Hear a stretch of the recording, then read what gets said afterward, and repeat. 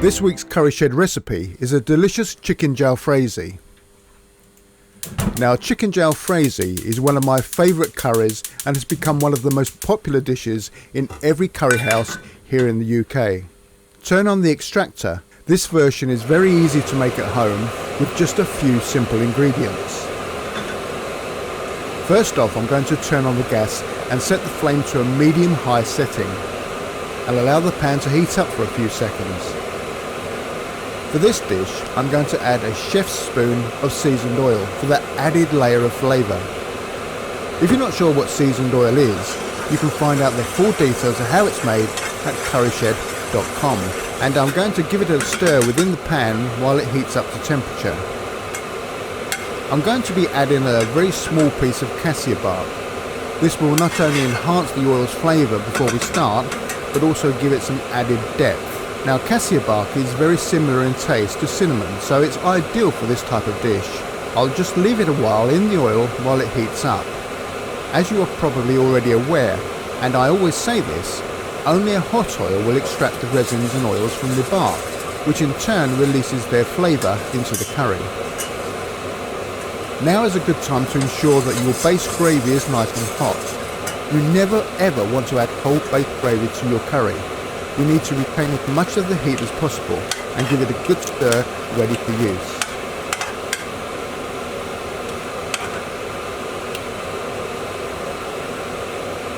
Okay, it's been about 45 seconds now, so in with half a small onion that has been sliced, as well as some very thinly sliced pieces of red and green capsicums, or bell peppers as they're commonly known. The idea here is to just sear the vegetables enough, but not too much that they start to go limp and wilted. You can see the edges of the onion are just starting to turn brown, and that's a good indication that we're ready to move on to the very next step. Usually now is a good time to remove the cassia bark, as there is nothing worse than having a mouthful of it mistakenly left in your curry at the end.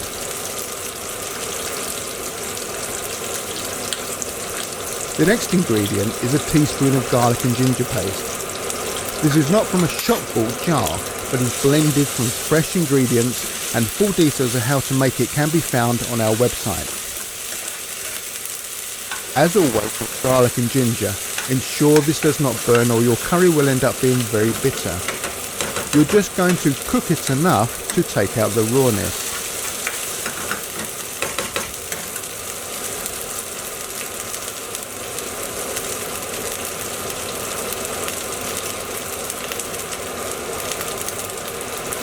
Tomato paste is added next. This always needs to be cooked out just enough to get the maximum flavour from it and reduce the acidity.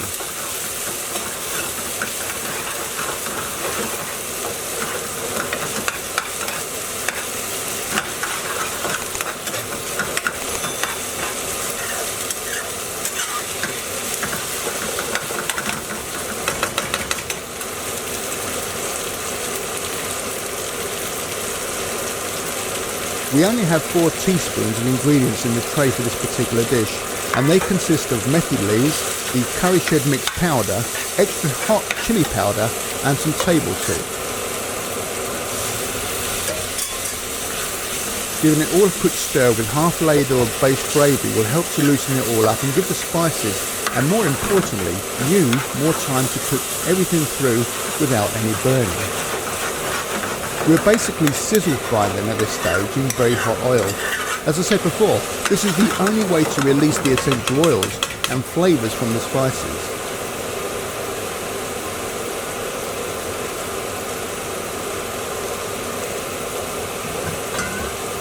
We can now add our first full ladle of Curryshed based gravy. For precise measurements, the ladles I use and sell on the website are exactly 150 millilitres when full, making it far easier to measure out the right quantity of base gravy for each curry portion. And each curry portion is approximately around about 300 millilitres.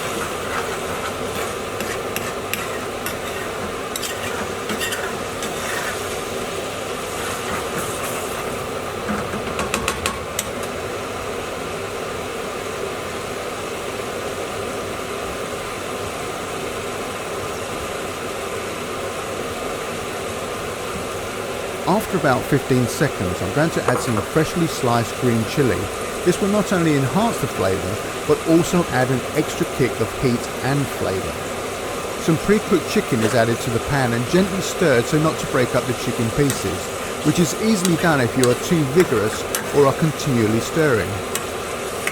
The outsides of the pan are always the hottest, so scraping the gravy back into itself will be of benefit by getting all the caramelised onions within the base gravy into your curry. And this also prevents the spices from burning as well.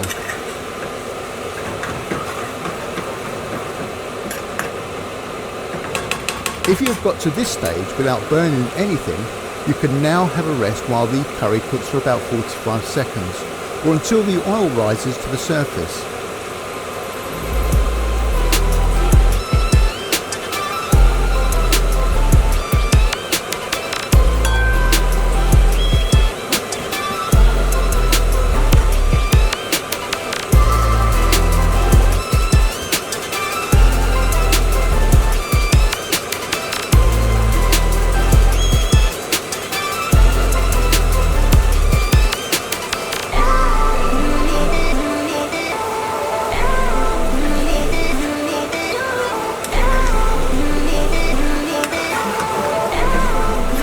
Another quick stir and scrape at this point, and again leave it alone for about 45 seconds.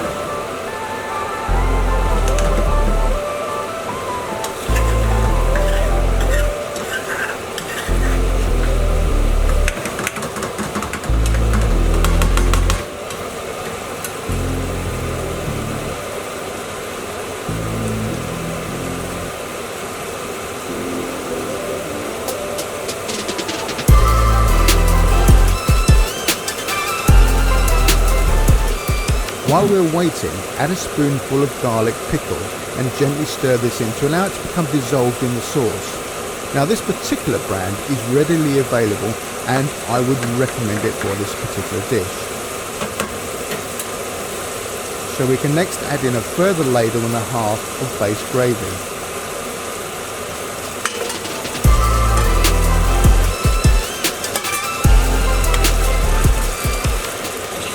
There are two indications that the base gravy has caramelised. One is the thickness of the gravy and the fact that the oil has risen to the surface, and secondly, that the most of the water content has evaporated.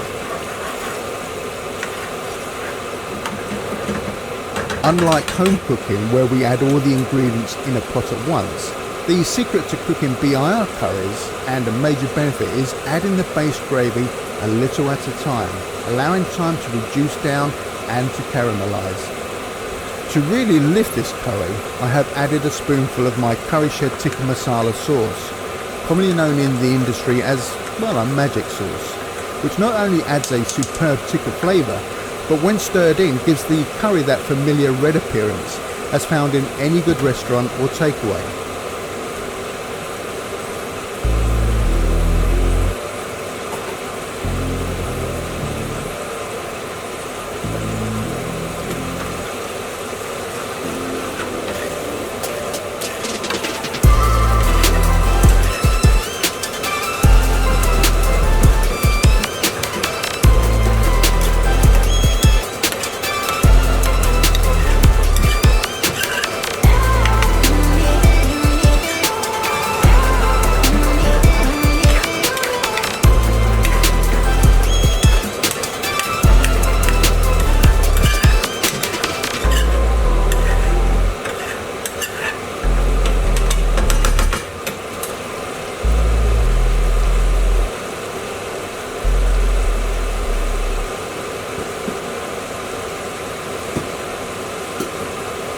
I am just waiting once again for the oil to rise, and will add a small piece of fresh tomato wedge along with freshly squeezed juice from a half a lemon. You can chuck in the lemon wedge as well if you wish, which will also cook slightly, adding more of a citrus and a zesty underlying notes of flavour. We are now coming closer to the end of the cooking process, so a pinch of garam masala will add the finishing touch to this curry.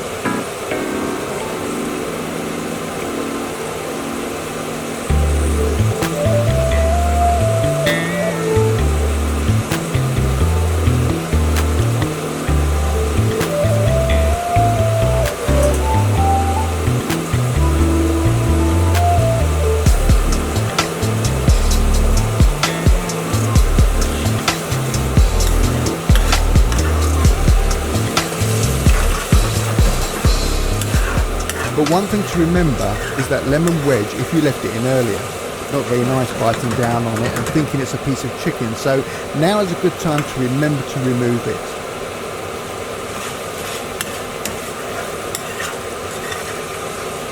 Well, that's just about it. We can turn off the gas and our chicken jalfrezi is complete, and we can give it all just one final stir before dishing it up.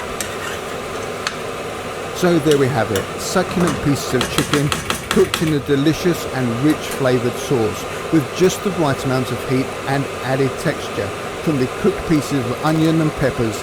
This is becoming one of the UK's favourite curry dishes, and rightly so.